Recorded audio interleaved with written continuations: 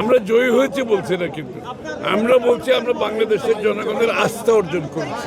বিগত দিনও ক্রান্তি লগ্নে কঠিন সময়ে যখনই আসছে সেটা বিএনপির উপর আস্থা রেখেছে। এবারও তারা তাই করেছে, কারণ তারা জানে একমাত্র বিএনপির মাধ্যমে যে কঠিন সময় থেকে আমাদের উত্তরণ ঘটাতে হলে বিএনপির মাধ্যমে সেটা করতে হবে, বিএনপির নেতৃত্বের মাধ্যমে সেটা করতে হবে। এবং বিএনপির নেতৃত্ব তারেক রহমান সাহেব উনি যে পরিকল্পনার কথা বলেছেন, যে প্ল্যানের কথা বলেছেন, এটা বাংলাদেশের জনগণ এটার উপর আস্থা রেখেছে। আমরা জয়ী হয়েছে বলছি না, কিন্তু আমরা বলছি আমরা বাংলাদেশের জনগণের আস্থা অর্জন করেছি। জয়ী হয়েছে একথা বলতে চাই না, বাংলাদেশের জনগণের আস্থা অর্জন করেছি।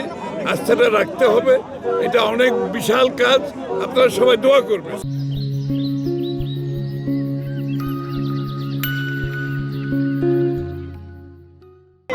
রাজনৈতিক শিষ্টাচারের মাধ্যমে যত বেশি রাজনৈতিক শিষ্টাচারের মাধ্যমে আপনি আপনার রাজনৈতিক কর্মকাণ্ড পরিচালনা করবেন, গণতন্ত্র অত শক্তিশালী হবে।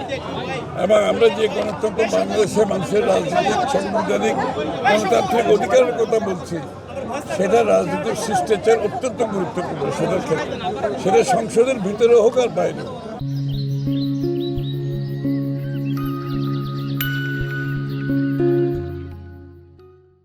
এটা বিগত দিনে সবসময় ছিল বিএনপির।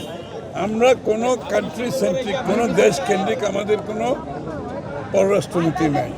আমাদের পররাষ্ট্রনীতি সব দেশের সাথে, বাংলাদেশের মানুষের সাথে, বাংলাদেশের সাথে, এবং কোনো কান্ট্রি সেন্ট্রিক, কোনো দেশ কেন্দ্রিক আমাদের কোনো পররাষ্ট্রনীতি নাই।